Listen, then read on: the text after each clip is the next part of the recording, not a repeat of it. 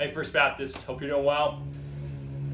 Coming to you with another update and check-in. Kind of had last week off. I was out of town with family on vacation. We had a great time, but we're back, and it was great to be with you on Sunday. And yeah, Sundays have been good, huh? It was just good to be together, and hey, we survived one of the hottest days of the year, hopefully, and I think it was supposed to be like 103, and at 9:30, 10:30 wasn't too bad. So super grateful we get to do that and have that, especially in light of the state's recent instructions. I don't know if the county will follow suit, but the state mandated that no indoor church services take place. And so if you read the actual order, it said indoor, and we're outdoors already, so we're going to keep doing that for the next few weeks or so, and see what happens next. We're going to be flexible. Feels like a roller coaster ride getting jerked around, but hey, God's in control, and we can trust Him with this, and He's at work in this even. So yeah, we know also, wanted to just let you know we're working on the live stream. Had troubles the last couple weeks. This last week it was a different issue. It was our audio cut out. So we're looking to try to solve that, and then also have a backup. Really thankful for volunteers working on that, specifically Jordan Steele. Him and his wife Ashley are new.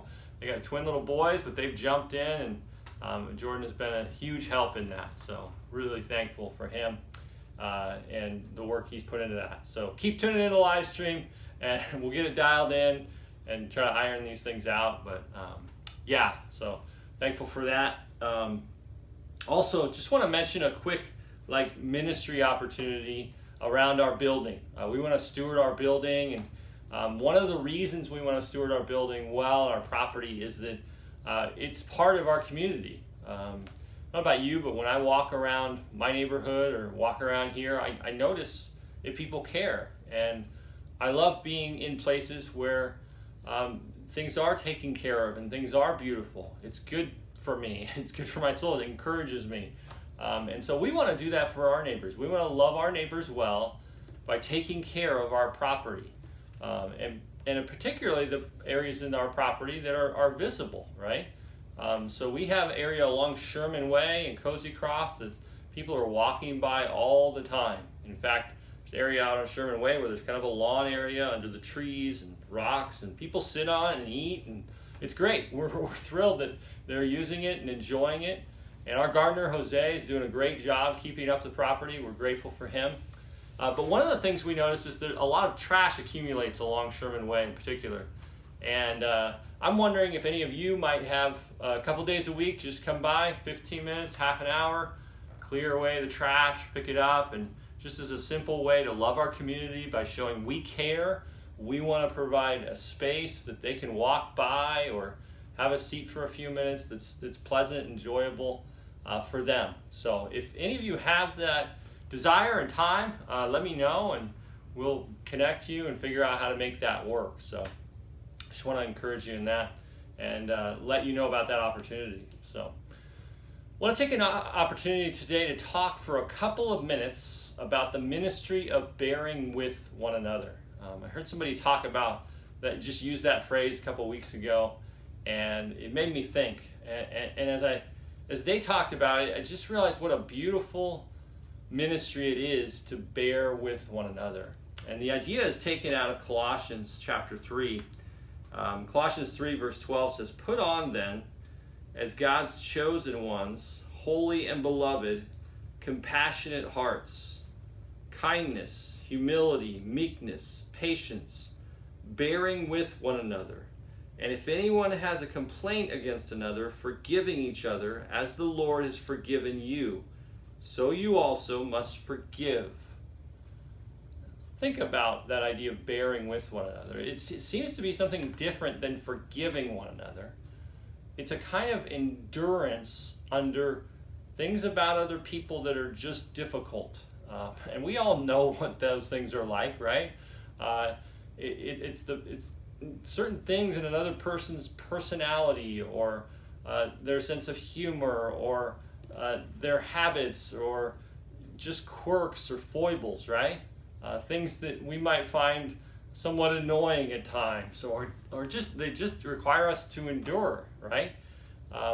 And there's a ministry, there's a command here that we bear with one another.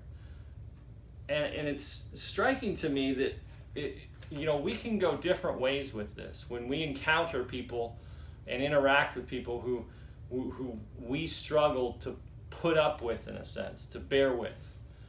One way is we can just avoid the people and just say, man, I'd rather just not talk to them. It's hard to, it's work to put up with, to bear with this person. And so we can just avoid them. Another route sometimes we go is just pretending. We just put on a smile and pretend, but we walk away and are like, oh my goodness, I can't stand that person. Sometimes we even make comments about that person to other people, which ends up being a kind of gossip. We're tearing them down. And really neither of those is what Paul's calling for here. He's not calling for us to avoid people or pretend to tolerate people. He's calling for us to bear with, to bear the burden of being around people who are challenging for us, to love them that much, to care about them that much.